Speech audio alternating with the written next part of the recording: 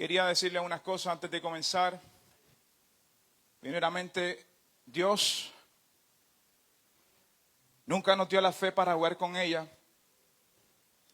Dios no nos dio la fe para venir a mostrarla aquí el domingo. Dios nos dio la fe porque la fe es una espada. Y es una espada que se usa para matar, para cortar y para herir. Quien la posea puede esperar con seguridad, entre aquí y el cielo, saber lo que significa la batalla. Entre aquí y el cielo, si tú tienes fe, tú vas a saber lo que es la batalla. Y Dios, en el reino espiritual, no ha hecho nada en vano. No ha hecho nada en vano. Él hizo la fe con la intención de que se use al máximo y se ejercite plenamente. No es para venir aquí a sentarnos los domingos, hermanos, y esa fe no produzca nada en nuestras vidas. Así como decía el hermano David esta mañana, la fe de nosotros se ve en el servicio a nuestros hermanos. Se ve en el servicio a la comunidad. Y en esta carta hermosa que el Señor le permitió al apóstol Pedro escribir, él hizo un llamado. Y es el llamado que yo vengo a hacer esta mañana. Yo vengo a llamar a las personas que están muertas. Yo vengo a llamar al que está dormido para que se levante y le alumbre la luz de Cristo. Yo vengo a llamar al que está firme, que yo sé que hay personas firmes, para que se afiancen aún más en el Señor. Eso fue lo que hizo Pedro en esta carta. Eso fue lo que hizo Pedro. Le recordaba a esta gente lo que el Señor había hecho, cómo nos había escogido, cuál era nuestra esperanza en el Señor. Y es lo que vemos en Primera de Pedro, capítulo 1, versículo 13 al 16. Yo quiero volver a leerlo, disculpen. Dice la palabra del Señor: por tanto, ceñid los lomos de vuestro entendimiento. La Nueva Versión de las Américas dice: prepárense para la acción. Sed sobrios, no se embriaguen de este mundo y de todo lo que este mundo da. Y esperad por completo. Aquí hay 3 mandatos. Dice: prepárense para la batalla, sed sobrios y esperad. Por completo en la gracia que se os traerá cuando Jesucristo sea manifestado. La gracia que nos da todo. La gracia que sin la gracia no podemos caminar esta vida de cristiano. Por más lindo que tú pienses tu ser, por más bueno que tú pienses ser, sin la gracia del Señor tú no puedes caminar. Como hijos obedientes, no os conforméis a los deseos que antes tenías estando en vuestra ignorancia, sino como aquel que os llamó es santo, sed también vosotros santos en toda vuestra manera de vivir. Porque Cristo está. Sed santos porque yo soy santo. Padre, te doy gracias por esta palabra, Señor. Te pido que tú te glorifiques en ella, Señor. Que seas tú, Señor, tocando cada corazón. Para que puedas recibir tu palabra, Señor. Para que puedas recibir el llamado, Señor, que solamente tu Espíritu da, Señor. Tu Espíritu trabaje con fuerza, Señor. Porque Él tiene la responsabilidad de tocar cada corazón esta mañana, Señor. Mi responsabilidad es abrir mi boca y hablar tu palabra, Señor. Te pido, Señor, en este momento, que nos ayude, Señor, a entenderla. Que nos ayude, Señor, a ponerla por práctica, Padre Celestial. Y que seamos unos corazones con un terreno fértil, Señor. En el nombre poderoso de Jesús. Amén. Pueden sentarse, hermanos. Pero no cierre su Biblia. Vamos a estar en el capítulo 1. Vamos al versículo 15. Dice: sino como aquel que os llamó es santo, sed también vosotros santo. Y esto me lleva a pensar cuánto tiempo perdemos nosotros en nuestra vida cotidiana sin entender la verdadera razón de nuestra existencia, de la vida eterna que tenemos por esperanza, que Pedro dijo en el versículo 3, busque su versículo 3. Dice que obtuvimos según su grande misericordia. Y esto me recuerda a Jesús en el aposento alto, reunido con sus discípulos, y los tenía enfrente. Lo que se reconoce como la oración sacerdotal en Juan capítulo 17, versículo 3. Jesús intercedía por sus discípulos y les decía estas cosas. Y esta es la vida eterna: que te conozcan a ti, el único Dios verdadero, y a Jesucristo, a quien has enviado. Tenemos que ver, hermanos, toda la Biblia, toda la Biblia, desde la perspectiva de Dios. La Biblia nos habla del Dios vivo, pero muchas veces nos enfocamos en los personajes que están en la Biblia, que solo demuestran fragilidad, solo demuestran falta de palabras, solo demuestran pecado. Y nos enfocamos solamente en las personas y nunca vemos al Dios vivo que está en las Escrituras. Y no conocemos y nos olvidamos del Dios de la palabra. Y si aquí hay un hermano que está nuevo en la fe, está comenzando nuevo en los caminos del Señor, estos serían unas preguntas que tú debieras buscar contestación en tu vida. Primeramente, ¿quién es Dios? ¿Quién soy yo delante del Dios vivo? ¿Y qué Cristo hizo por mí? Estas son las preguntas que deben movernos hacia un discipulado en acción, un discipulado que sea mirando a Cristo, no a los personajes de la Biblia que tanto y tanto y tanto nosotros estudiamos, ¿verdad? Pero solamente podemos ver a nosotros y no vemos al Dios de la palabra. Y cuando hablamos de conocer a Dios, no nos referimos simplemente a adquirir información. No nos referimos a eso solamente. Él ha decidido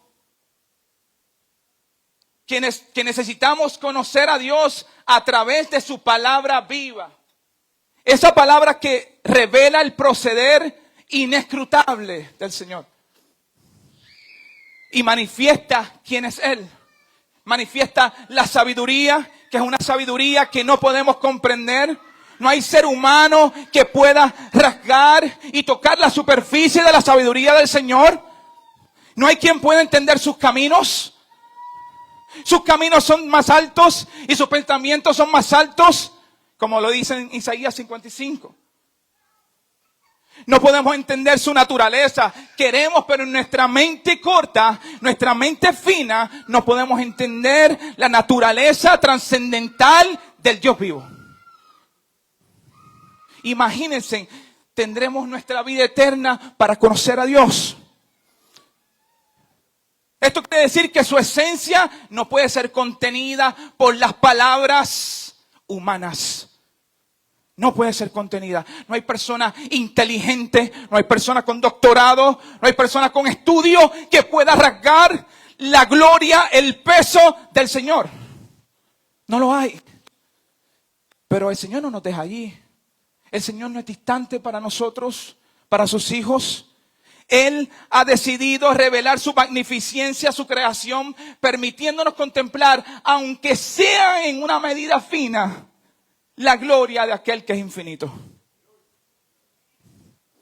En 1 Corintios 1:26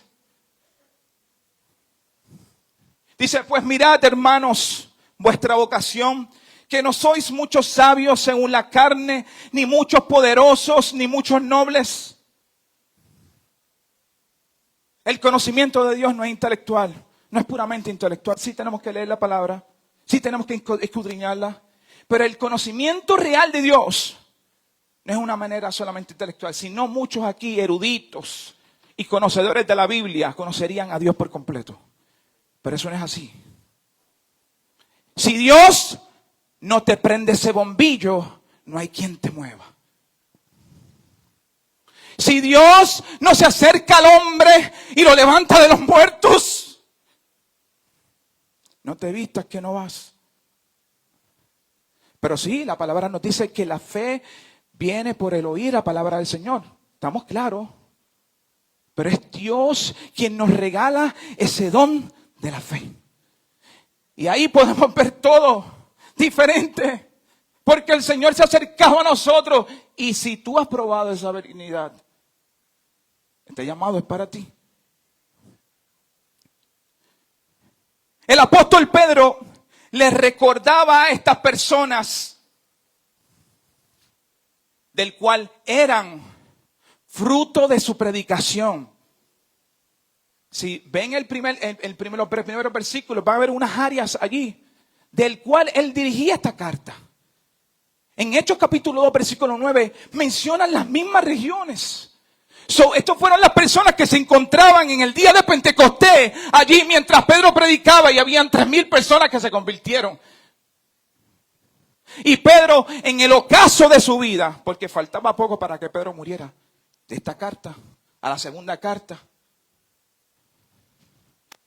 Pedro les recordaba a estas personas desde Babilonia, lo que muchos estudiosos piensan que era Roma, pero lo decía como un seudónimo, ¿verdad? Para poder encubrirse, para un tipo de code name, ¿verdad? En frase, para que no supieran dónde él estuviera, mientras él que enviaba estas cartas a estas personas que se encontraban en estas regiones. Pero mira qué versículo él escogió del Antiguo Testamento. Pedro, un estudioso del Antiguo Testamento, les dijo, vayan a Levítico. Capítulo 11, versículo 45. Claro, en ese tiempo no habían esos versículos ni los capítulos. Y les recordaba, porque yo soy Jehová que os hago subir de la tierra de Egipto para ser vuestro Dios. Seréis pues santos porque yo soy santo. Fíjense en estas palabras. Yo soy el Señor que los hizo subir de la tierra de Egipto. Aquí había un conocimiento previo. Y ahora quiero que se contextualicen ustedes mismos. Así mismo como le hizo Pedro, predicándole estas palabras. Primeramente, éramos esclavos del pecado, igual que los israelitas, sujetos a servidumbre. Después vimos la mano poderosa del Señor sacándonos del pecado. Lo mismo que le pasó a los israelitas. El Señor nos llevó al desierto, hizo pacto con nosotros. Dios es un Dios de pacto. Como dice el versículo 2, de primera de Pedro, dice, elegidos según la presencia de Dios, Padre en santificación del Espíritu, para obedecer y ser rociados con la sangre de Jesucristo. La sangre en el Antiguo Testamento se utilizaba para varias cositas. Primeramente, para expiar los pecados de una forma constante. Se utilizaba para apartar utensilios para la obra honrosa. Se utilizaba para apartar y consagrar a los sacerdotes y a los levitas, para que ellos pudieran trabajar en la presencia del Señor. Se utilizaba para sellar un pacto. Ese pacto que Dios te dice en esta mañana, recuérdalo. Recuerda el pacto que tú y yo hicimos, que te rocié con la sangre poderosa de Jesucristo. Recuérdenlo. Recuerden que estamos en una batalla. Esto no se ha acabado.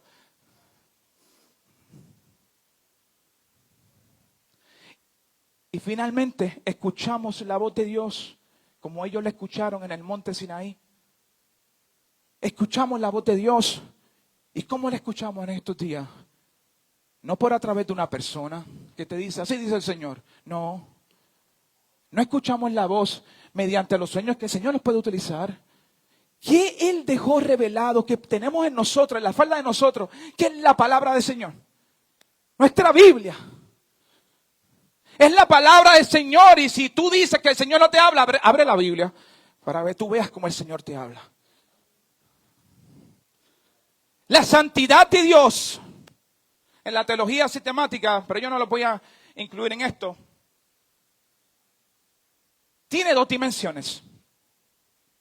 La primera dimensión es la ontológica, la santidad ontológica. Quiere decir onto, de ser, y logía, de estudio.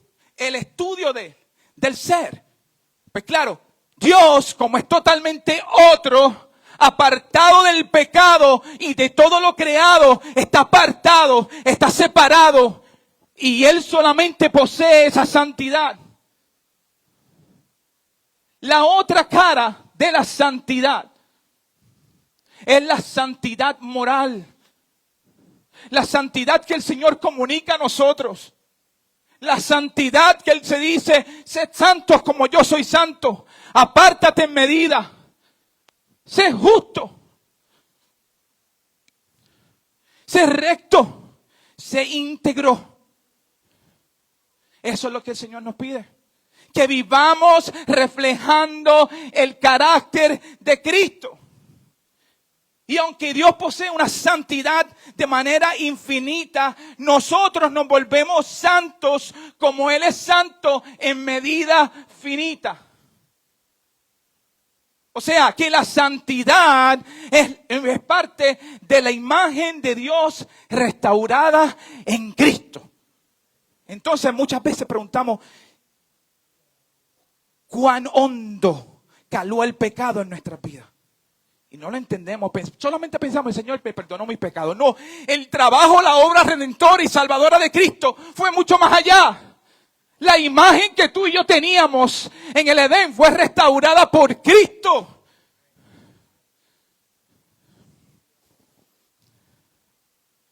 Romanos 8:29.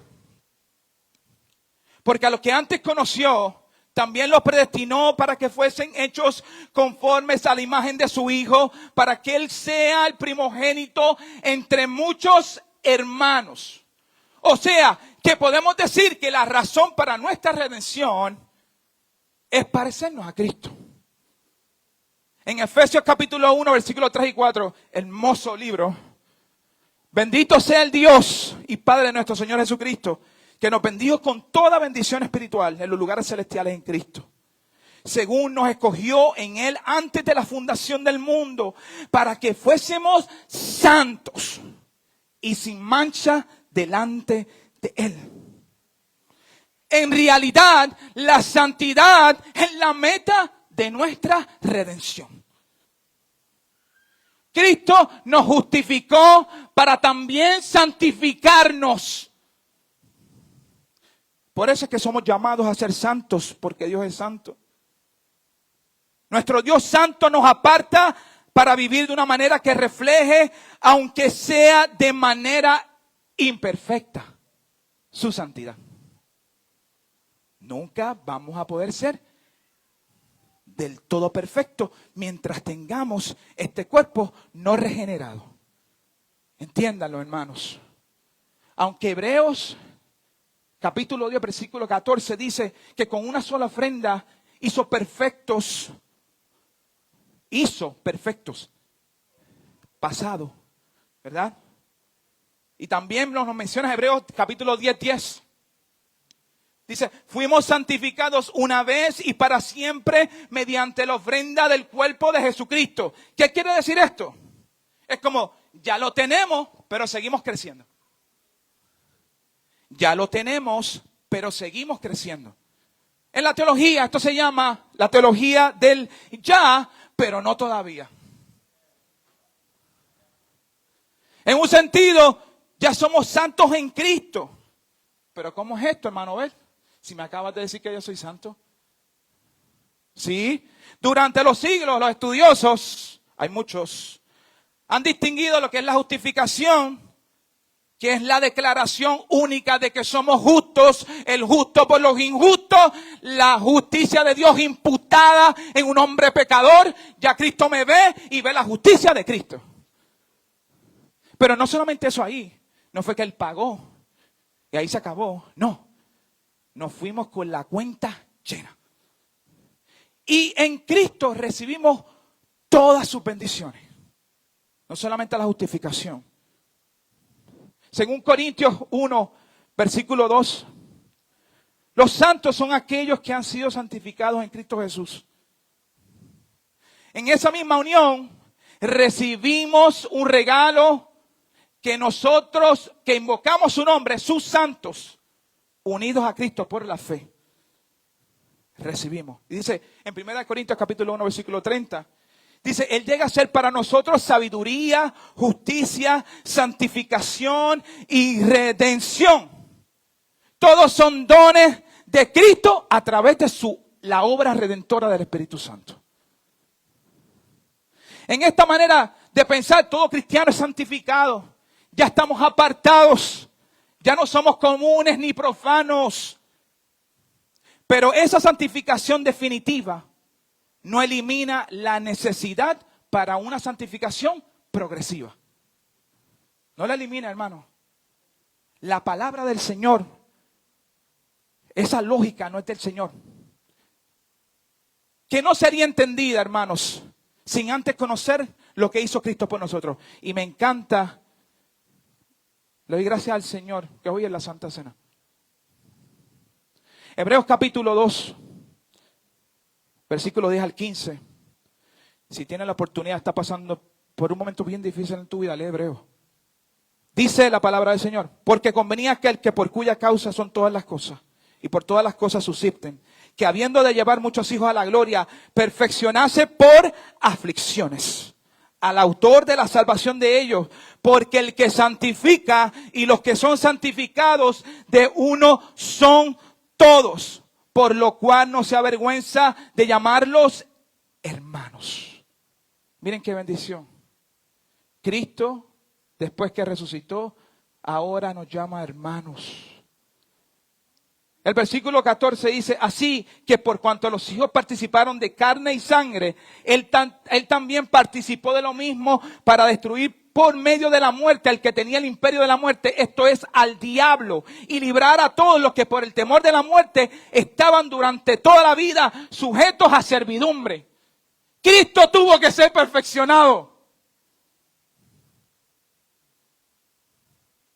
Si tú piensas que tú solamente estás sufriendo en la vida cristiana, no es así.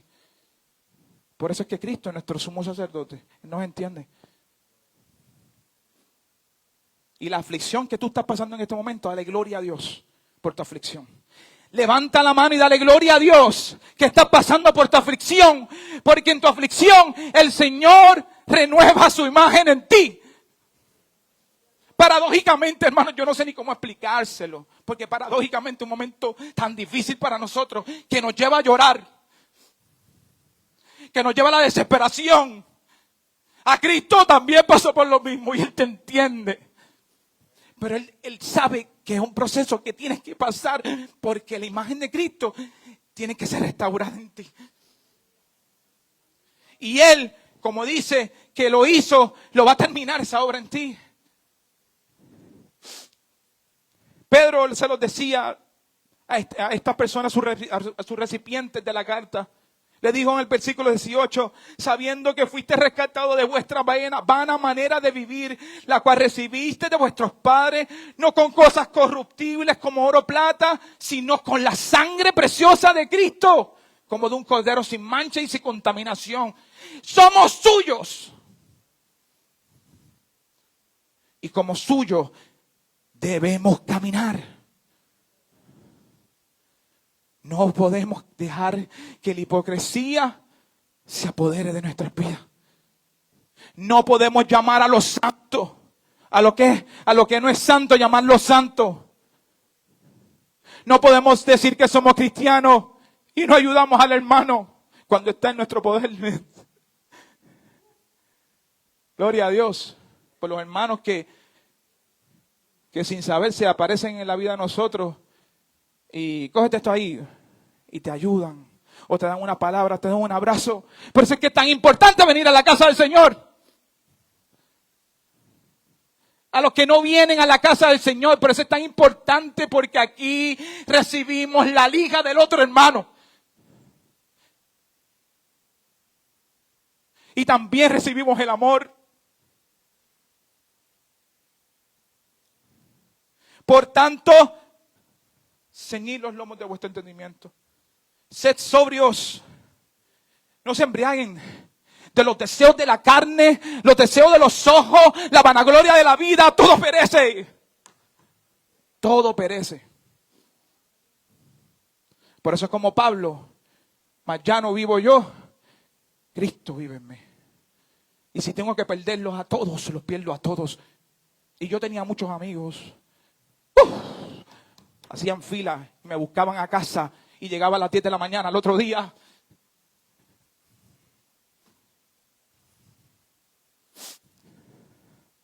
Gloria a Dios. Romanos 12, 1, 2. Lo que quiero que entiendan aquí es que renovar el entendimiento significa que Dios cambia como pensamos para que cambie como vivimos. Si no cambiamos nuestra mente, aunque tus pies estén en la iglesia, tu corazón esté en la calle.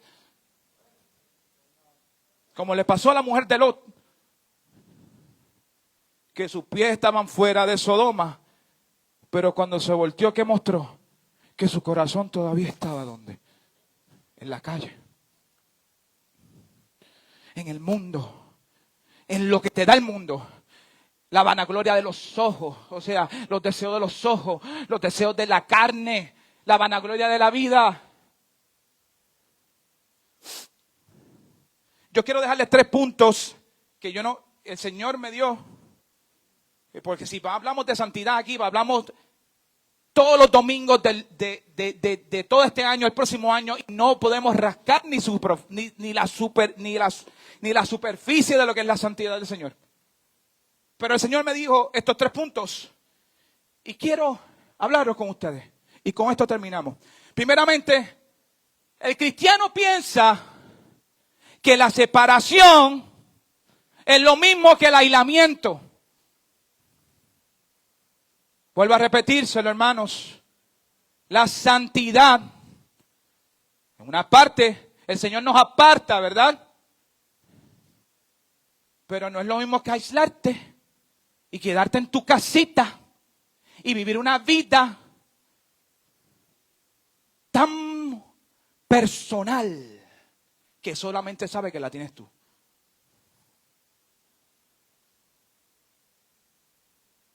Cristo jamás dijo: quiero tener una relación privada contigo aparte de todos los demás. Nunca lo dijo, y suena bonito, suena bíblico, pero no es así. Al contrario, la relación con Cristo se vive dentro del cuerpo, en comunión con su iglesia. La separación bíblica aquí es separarnos del pecado, no separarnos del hermano. No vivir, es que yo he tenido personas que yo le he hablado del Señor y me han dicho: es que yo tengo una relación personal con Cristo. Es tan personal que ni yo la conozco que tú la tienes.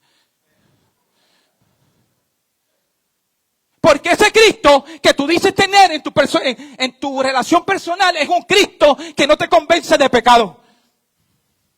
Es un Cristo que te deja caminar como estás caminando de camino al infierno.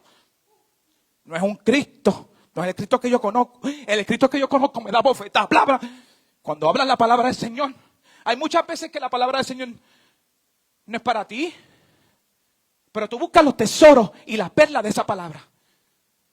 Y cuando es para ti, tú aguantas como buen hombre y como buena mujer. Como dijo Pablo: cíñete los pantalones. En el verso 22, Pedro les dice a estos hermanos: habiendo purificado vuestras almas por la obediencia a la verdad, mediante el Espíritu. ¿Para qué? ¿Para qué? Para el amor fraternal. O sea que la santidad en parte se ve cuando yo le doy el amor a mi hermano. Cuando lo ayudo. Y él dice: gloria a Dios porque tú enviaste al hermano. Le dan la gloria a Dios. Estás viviendo una vida que no solamente es en tu recámara, en tu intimidad con el Señor. Sí, el Señor nos manda a separarnos para buscarlo a Él. Decirle a la esposa: mi amor, en estos días no hay amor. Me tengo que separar para el Señor. Eso es bíblico. Pero ¿qué pasa si eso pasa en casa y tú sigues caminando igual? Segundo, en Juan capítulo 17, versículo 14, hermoso. Yo les he dado tu palabra y el mundo los aborreció porque no son del mundo, como tampoco yo soy del mundo. No ruego que los quites del mundo, sino que los guardes del mal. No son del mundo, como tampoco yo soy del mundo. Santifícalos en tu verdad. Tu palabra es verdad. Como tú me enviaste al mundo, así yo los he enviado al mundo. Y por ellos yo me santifico a mí mismo, para que también ellos sean santificados en la verdad. Si tu luz solo alumbra tu casa y no alumbra donde tú vas, ¿qué está pasando con los cristianos? Y hablamos de la sociedad que sigue atacando a la iglesia. Pero es que tu luz, tú la tienes tan escondida, hermanos, que no alumbra donde tú estás.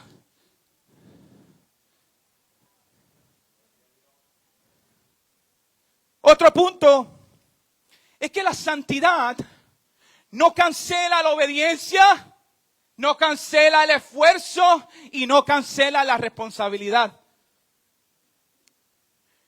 No es que nos vamos a rendir, hermanos, y vamos a decir, Señor, haz lo que tú quieras conmigo. Y allí se quedó. Y allí se quedó. No. Usted debe desarrollarse, ocuparse, crecer. Pero ¿cómo lo haremos? Segunda de Pedro, capítulo 1, versículo del 1 al 3 dice, desechando pues toda malicia, todo engaño, hipocresía, envidia y todas las detracciones, desead como niños recién nacidos la leche espiritual no adulterada, para que por ella crezcáis para salvación. Si es que habéis gustado de la benignidad del Señor. La persona que ha recibido el perdón de Cristo y sabe lo que el Señor hizo por él, es un hombre y una mujer peligroso. Porque no se calla ante nada. No se amilana. Tiene valentía. Pedro lo que solicita aquí es que crezcamos en madurez espiritual, porque cuando alcanzamos una doctrina sólida, este no es nuestro último viaje. Si no es conocer a Dios, conocer al Padre, no es solamente nuestra teología, hermanos, sino nuestro caminar con Dios, un nivel de intimidad, un nivel de gozo y entendimiento que trasciende cualquier conocimiento bíblico. Mi alma te alaba, Señor. Suena muy espiritual decir que Dios está interesado en una relación y no en las reglas. Pero eso no es bíblico. La Biblia está de principio a fin llena de mandamientos. Y si el Señor va a hacer todo por mí, ¿para qué puso los mandamientos? Nunca olvides esto, hermanos. Primero Dios libertó a los israelitas de Egipto, luego les dio la ley. El pueblo de Dios fue redimido, no fue redimido por observar la ley, sino que fue redimido para obedecer la ley. En 1 de Juan capítulo 2 versículo 3, en esto sabemos que hemos llegado a conocerlo, si guardamos sus mandamientos. Podemos hablar todo el día acerca de nuestro amor por Dios, pero si no guardamos sus mandamientos, somos mentirosos y la verdad no está en nosotros. Si amamos a Jesús, vamos a obedecer su palabra. Así como si tú amas a tu esposa y tú guardas tu voto de serle fiel, mientras ambos vivan, la demanda de fidelidad sexual no pervierte, ni cancela, ni daña la relación matrimonial, sino la promueve y la cuida. Eso es lo que hace, hermanos. Y por último punto, hermanos, ¿qué produce la santidad en nuestra vida?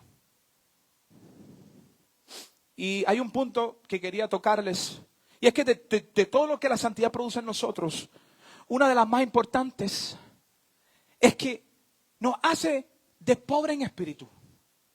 Y el pobre en espíritu es una persona que es sensible al pecado. Que cuando lo comete, se siente hasta mal. Dice el Señor, perdóname, no debí mentir. No debí decirle eso a mi amigo. No debí entrar en esa conversación que no lleva a nada, no edifica.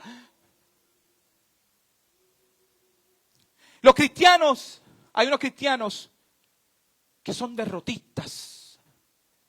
Y dicen que ellos no luchan contra el pecado. Porque ellos piensan que ellos nacieron así. O que nunca cambiarán.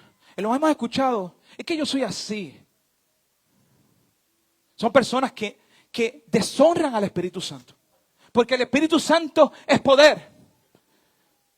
Pero también es luz. Él ilumina los lugares oscuros de nuestro corazón y nos convence de pecado. Juan capítulo 16, 14 dice, y el Espíritu, el que me glorifica, Él me glorifica porque tomará de lo mío y los hará saber. El Espíritu dirige un reflector hacia Cristo para que podamos ver su gloria y ser transformados. Segunda de Corintios capítulo 13, 18. Por tanto nosotros todos, mirando a cara descubierta, como un espejo la gloria del Señor, somos transformados de gloria en gloria en la misma imagen como por el Espíritu del Señor. Así le pasó a Moisés. Cuando bajó del monte Sinaí fue transformado en Éxodo capítulo 34. Dice, y pasando Jehová por delante de él, proclamó Jehová, Jehová, fuerte, misericordioso y piadoso, tardo para la ira y grande en misericordia y verdad, que guarda misericordia a millares, que perdona la iniquidad, la rebelión y el pecado, y que de ningún modo tendrá por inocente al malvado. No permitas que tu pecado te robe la oportunidad de conocer al Dios vivo. Dios no rechaza al que viene a Él. Contrario, como dice en Isaías capítulo 1, no está, hermano. Yo solo voy a leer.